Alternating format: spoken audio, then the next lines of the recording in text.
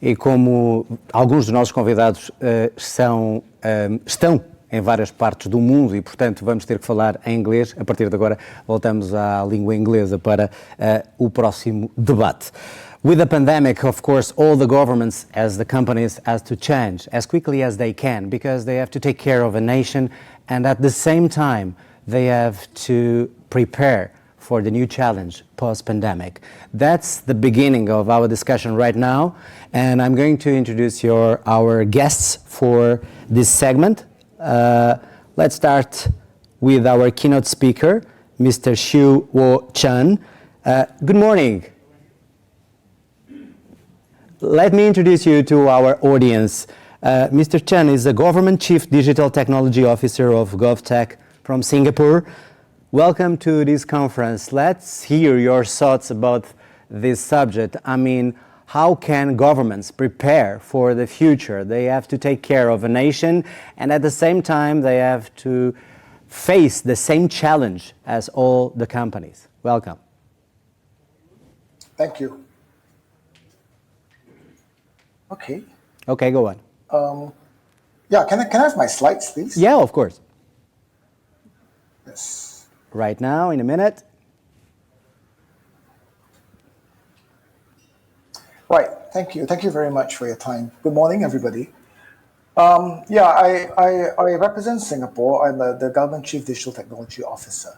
And my presentation for the next 10 to 12 minutes is really talking about, some very, very stark reality of a digital government. Most of the time, we think a digital government is just about technology. Well, the reality is that it's actually more than that. So let me first start. When we first started the whole digital government journey, there was absolute chaos. It looks exactly like what the guy is doing right now. Ultimately, most of our systems were legacy systems. We were just patching to get things done, but we were not really innovating and getting forward. But the government in Singapore made a very strong decision that going forward, the government needs to be able to run in a digital format going forward. And a couple of things happened, right? This journey did not just happen like that. We started as far back as probably in the 80s and the 90s, whereby technology supported the government. That's all it does, right? When it came to around 2000, it became clear that technology enabled the government because the government cannot do without technology. When it came to about the early 2010s, we realized that technology has really become part of the government. It's no more just a supporting function, neither is it just an enabling function. It was embedded within the government. Everything we do in government requires technology. We are now in the 2020s, and the key objective is that how can technology actually drive the government? And when I say drive the government, what I'm talking about is the fact that we reach a point whereby almost everything we do is led by technology, together with the operational and policy function. But leading the government is important because ultimately what it does is that in Singapore, whereby mobile penetration is 150%, as well as internet penetration is like every household is internet, it becomes really a key driver of the government. But, ultimately, the government requires really the right kind of condition to move into digital government. And I listed 6 conditions here, but I'm sure there's a lot more. First of all, is leadership. I think for Singapore, we're lucky because the commitment of the leadership not just goes on in terms of the public sector, it goes all the way up to the Prime Minister. I mean, the Prime Minister himself is very much involved in making sure that the digital government initiative, plus the funding, plus the decision making is done at the highest level. And that's important because without that, nothing's going to happen. Once that's done, the second important thing is about capability development. There's a very simple realization that if you don't have the talent, a technology talent, then, you can't do anything. Because if you rely on vendors alone, the pace of development and the cost needed is just going to be impossible for us to maintain. Then comes a very important thing, culture. The public sector culture is just so different from the Silicon Valley culture, for example. How are we able to become a lot more agile and a lot bolder in terms of how we approach things like in the Silicon Valley? A cultural transformation is tough. It doesn't happen just like that. It takes years and decades to do it. So this is probably one of the biggest challenges I think all public sector have. How do you move away from bureaucracy more and more towards agility and boldness as you go forward?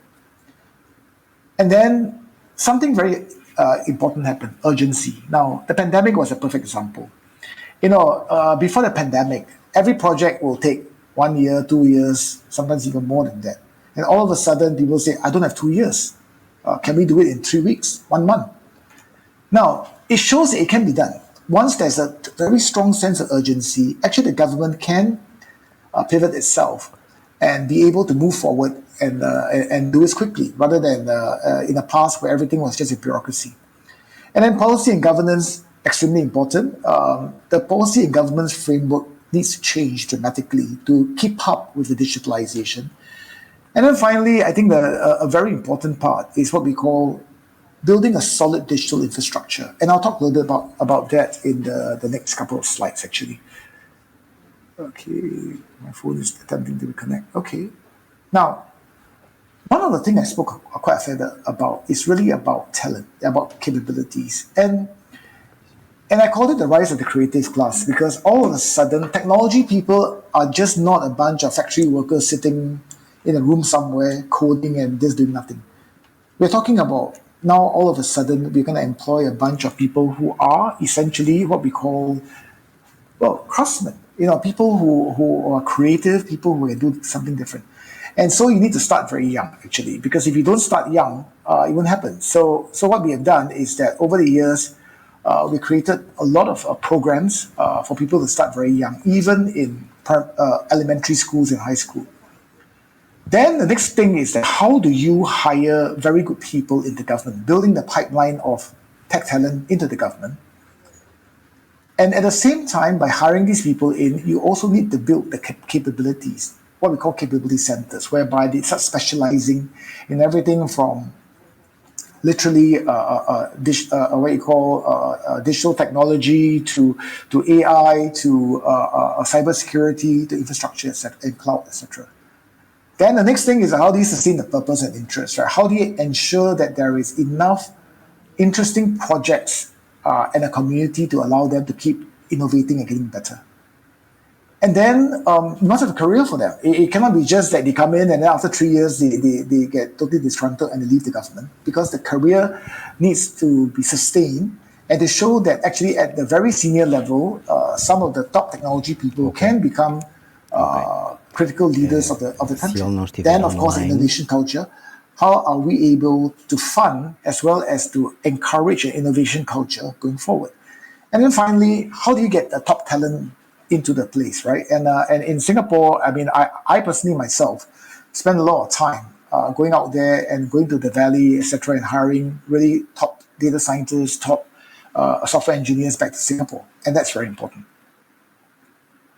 Now, when I talk about the concept of a solid digital infrastructure, I think people kind of underestimate, right? Most government today just do not have the infrastructure. So what we did was in the government, we did a few things. One was that we went to this thing called digital workplace, DWP we call it, whereby we use it to really help improve the way employees within the government function. That's very important, because you got to start from within, not start from outside, right? So if your people can relish the importance of technology, they will become your biggest ambassador going forward. Then the use of commercial cloud. This is a very difficult thing. I think many governments struggle with this for years. We did struggle for a long time too, but now we're in the process of moving 70% of our workloads from the on-prem infrastructure to the commercial cloud. And after 2 years, we've already done close to 40% of that. So this is important. And commercial cloud allows us to pivot very quickly. And it relates to the next part, which is what we call the Singapore government tech stack. It's what we call full stack development, whereby we use literally like the tech giants here to use full stack development and allow the developers to focus on the application layer and not bother about the rest of the technology stack, which we will actually do. That also brings to us a very important part, which is you have to change the cyber paradigm from what we call on-prem security to a zero trust architecture, which has to be inbuilt into the tech stack as well as into the commercial cloud. Then data becomes very important, right? How do you make sure that single source of truth, data prioritization, and what we call a government data architecture? And then finally, we need to start merging between the digital and physical world, whereby the robotics and the sensors IoT platforms become just as important as you go forward.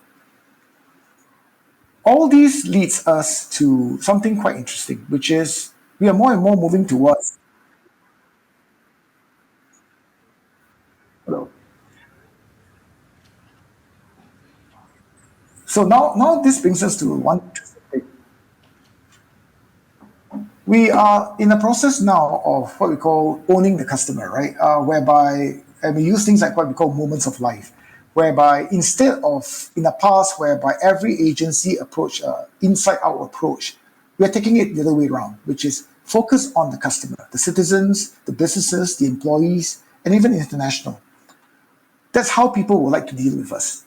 Look at it from their point of view. Go towards a super app approach, whereby when you need to do something, you don't have to approach like 7 agencies.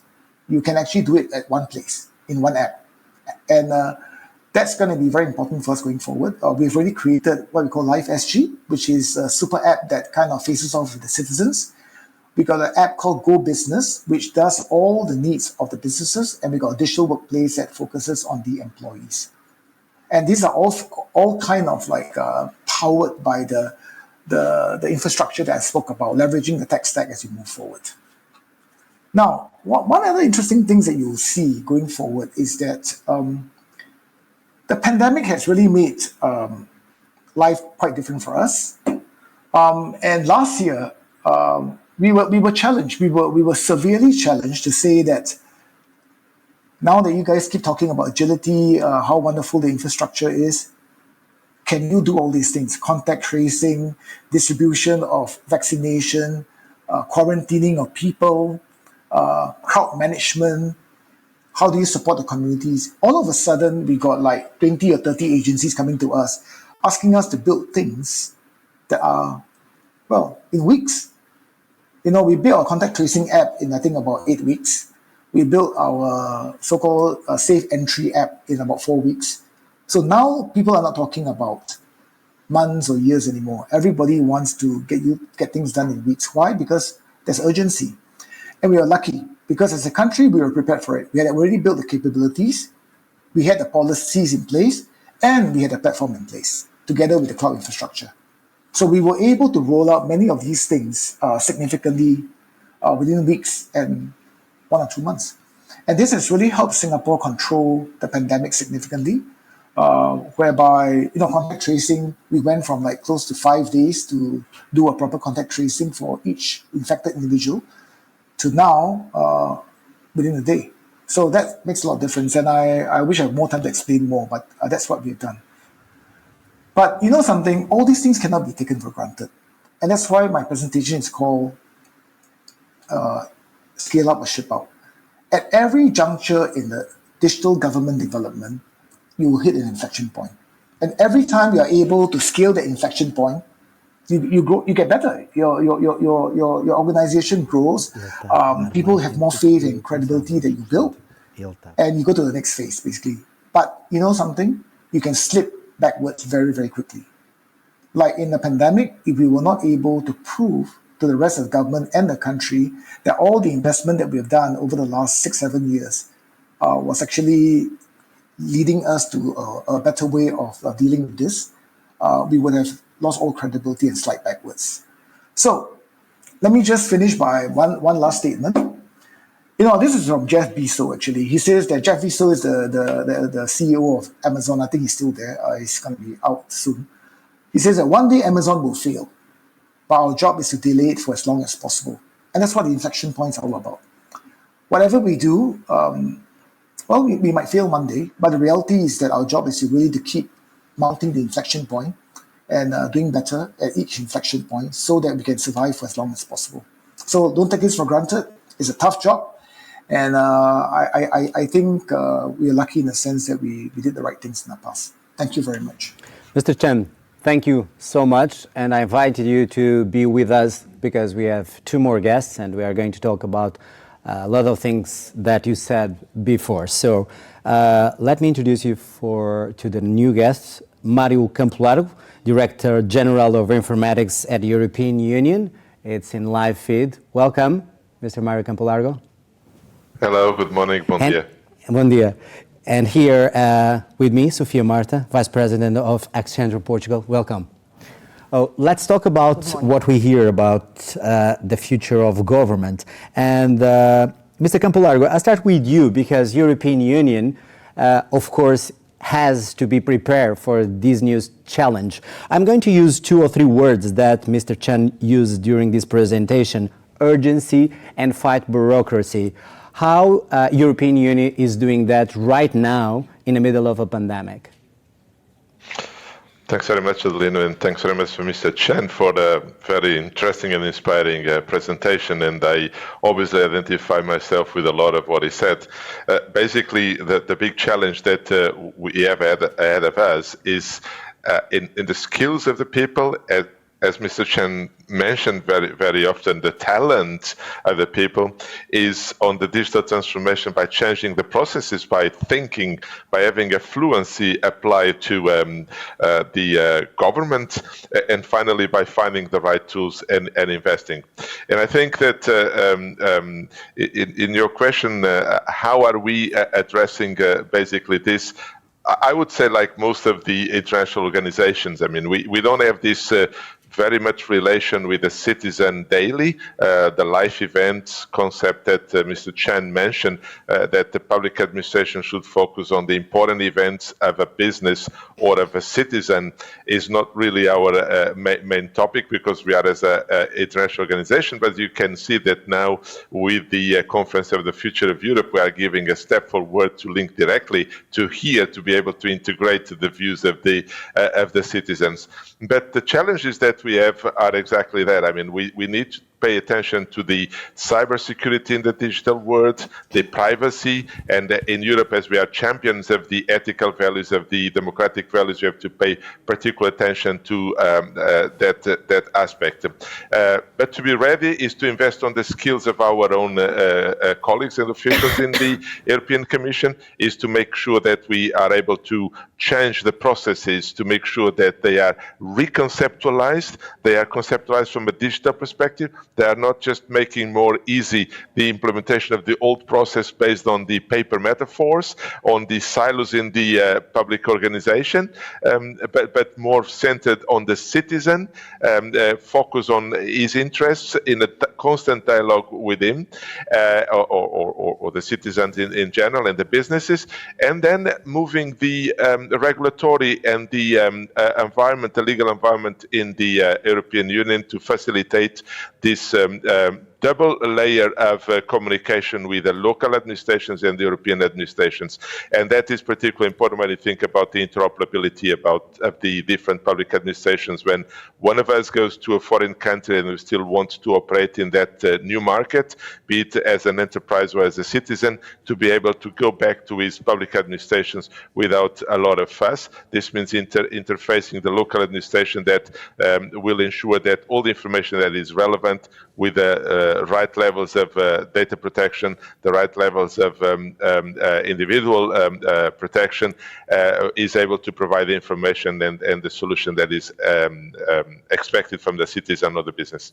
Okay, Mr. Campo Largo, we continue to talk about this. Let me introduce you this new guest, Sofia Marta. Sofia Marta, of course, the governments are asking for the companies for new solutions, and even with this creative talent they're looking for, are they competing with the private sector to have the best in technology right now because it's urgency? Good morning to everybody, and thank you so much for having me here. Well, I think capabilities and skills are key. The talent is key, and governments need to ensure they attract and they retain the talent inside the government. Because even if we have cooperation, then I think we need that cooperation between public and private institutions.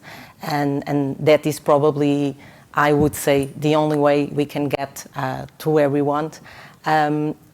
Even with the help of the private institutions, we need to ensure that inside the governments we have the key talent, the people that bring innovation and that will open doors, that innovation to be present in our agencies. Actually, we have now, as Mario and Mr. Chan were mentioned, we have now to have a mindset of citizen-centric and not organizational-centric, because citizens' expectations are set on every day in the everyday interactions they have with commercial business. Like did they ask, just a curiosity, did they ask more from the government because it's public than the private sector? They say, I'm paying you. It's the same level. Actually, Accenture, a recent study, a digital consumer survey that we did recently, we said that we found out that 85% of citizens expect the same or a higher quality from government services than they do from the private sector. Yeah. Mr. Mario Campo Largo, I imagine that we are talking about our country, Portugal, and Mr. Chan was talking about his country, but you have to take care of 27 countries. How can you do the same process to 27 nations with different culture and with different levels of development and as the same digital solution for the 27? Are you going to do that at the same level? Thanks very much for the question. That's not an easy question, but let me pick on one point that you said, do the citizens expect more? I think they also expect different from the government, because the type of interaction that citizens may have with commercial operators that are not necessarily guided by the public good, but that are guided also from their own business and from their presence in the market.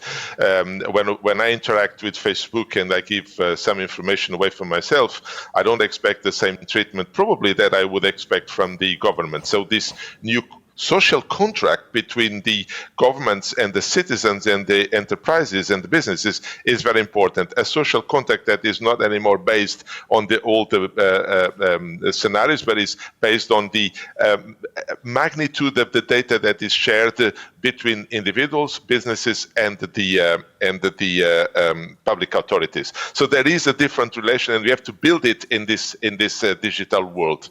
Now, to come back to your question, no, we don't have necessarily a way of imposing same solutions, but exactly the momentum that is created, and the pandemics helped us very much, has been fantastic. This means that when we talk with the CIOs of the member states and we regularly meet with them, we don't discuss anymore just the interoperability that was very important in the last few years between the digital services. We go a little bit more. Today we have a concept, for example, of a single digital gateway. This means the different back offices of the public administrations have to interact with them to understand precisely the semantic meaning of what they're exchanging, what is the legal and the organizational context where they are in the different countries, to make a good meaning about the information that we exchange in order to facilitate the life of the citizen, of the business.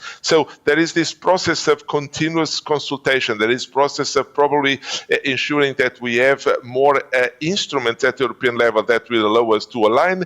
And there is this huge strength of the research programs, of the programs like the Digital Europe program that look into security, cybersecurity, AI, and put that at the level or at the disposal of the public governments. And they themselves are reacting very importantly. Recently, in the end of last year, there was a very important declaration, the so-called Berlin Declaration, that is a declaration on the digital society and on the value-based digital government. And here you see linking the digital society with the government, but that is a value-based. This means, highlighting the importance aspects of the values in Europe, the democratic values, the ethical values, the data protection values, all the values that are so important for us. And that's in this dynamic that we work with the member states and now with the Portuguese presidency that is helping to translate those aspects of public government in the linkage with the public sector to see if the public sector is actually contributing significantly for this digitalization, as Sophia just mentioned, and also if from the overall perspective of sustainability, they can also contribute doing this green and this digital revolution that we are implementing through the recovery plans. Sophia Marta, in what way do the private sector has to not teach, but try to help to change the public sector mentality? Because now, with that demand, with that kind of attitude of the citizens, this machine that we are to use to call bureaucracy and old and not functionally well, how the private sector can help the governments to change this machine, this mentality, even the speed of the solutions? Yeah. Well, I wouldn't say teach, because I wouldn't have that pretension. Help. But to help, I think that's more the word. I think we need to bring all, and not only the private. I think we can bring the academy. I think we can bring the associations. I think we can bring a lot of the agencies that we have in our ecosystem in Portugal to really help to give that big step that we need to do. I would just mention one thing that I think is fundamental for this to be successful. And I think we need a very high level support from government. We already mentioned. You are talking not only about money. What kind of support? Not only about money. What kind of support? We need regulations to be in line to achieve what we need to achieve. Actually, we saw recently, for example, the launch of the cloud strategy for public services, and I think this was a huge step that was made. Of course, we have a very long way to go, and then we now need to leverage on that and to accelerate and so on. And on that, I think, of course, the private sector will help for sure. But yeah, we need to work on the capabilities, the skills.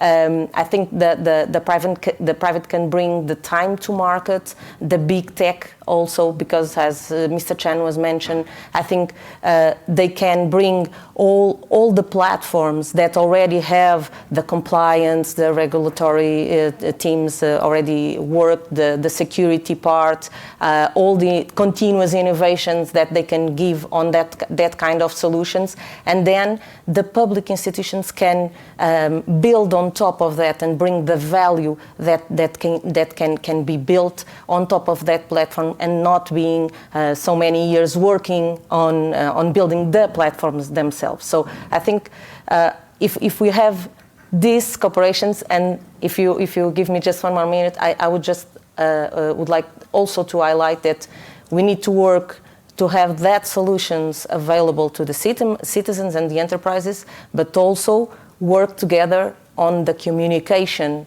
of those solutions, because sometimes we already have some of them solutions available and people don't know how to use them. So I think the communication really has to improve also from the government side to the public.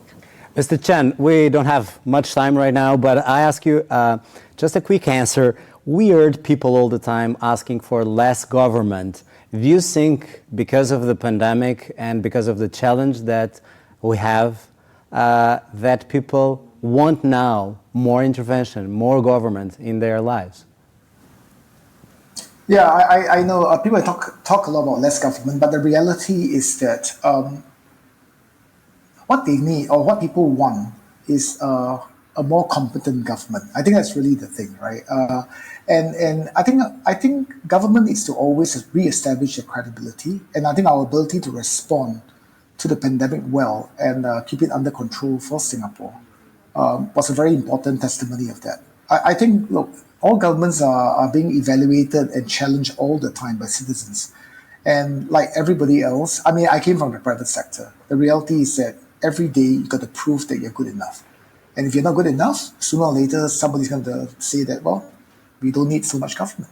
So I think proving that credibility and making sure that you're able to help citizens solve the problem is something very, very important and cannot be taken for granted. That's why I talk about the inflection points, because at any point in time, you can go back downwards very quickly, despite whatever you've achieved in that period of time. Okay, thank you so much. Sophia, just one last question also. The president of this conference is responsible in a good way of changing the way that we deal with the bureaucracy. I mean, if we think about what we had to do to have our social security number and all these kind of things. So my question is, what's next? What's the big step to make the government more close to us, more easy to deal with?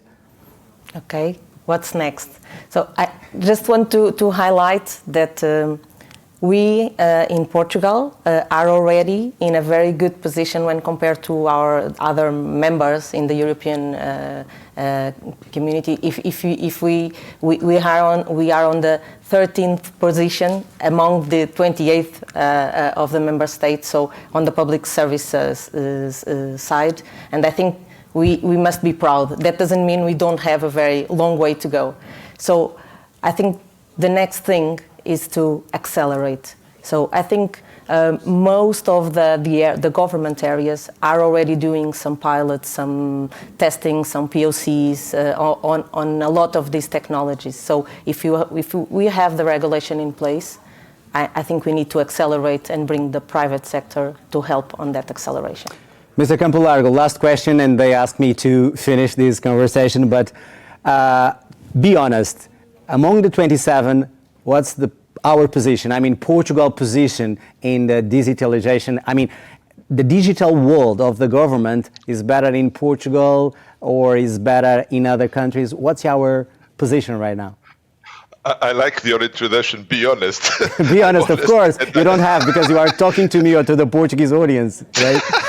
I think that Sophia just gave you the relative position, and I could add that we are part of the D9 group from Portugal. So there is a huge recognition of the advance and the relative good position of Portugal. But this just means that you have to have more responsibility for the future. You know, getting to user centricity, acceleration, like Sophia said, we need to accelerate continuously. Having the user centricity, so what is important for citizens and businesses, having multi-channel, having now our mobile phones as one of the privileged way of interacting with the public administration. And then finally get the partnership that Sophia and Mr. Chan were somehow implying, a GovTech industry associated to the public sector. It is not possible for any public administration in the world to be able to satisfy the huge needs that the private business, the citizens will need.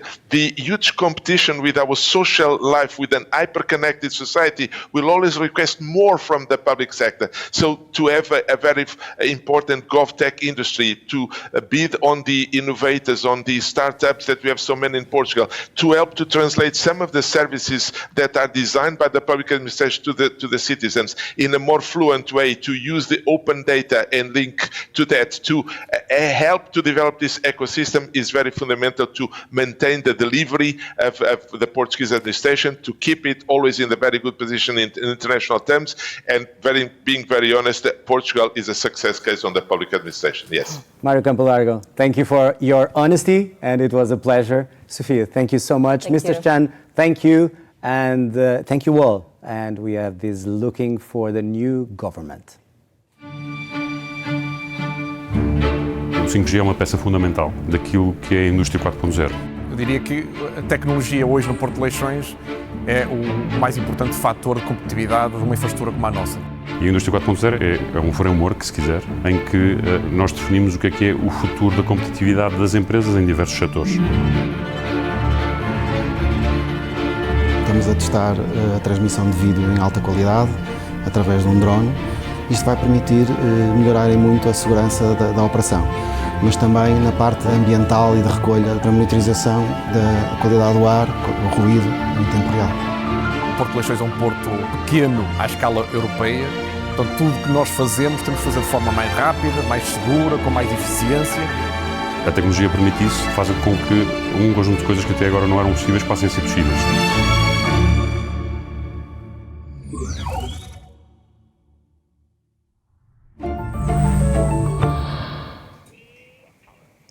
E agora o futuro do setor automóvel. Ouvimos a apresentação de Marília Machado dos Santos, diretora da Volkswagen Portugal.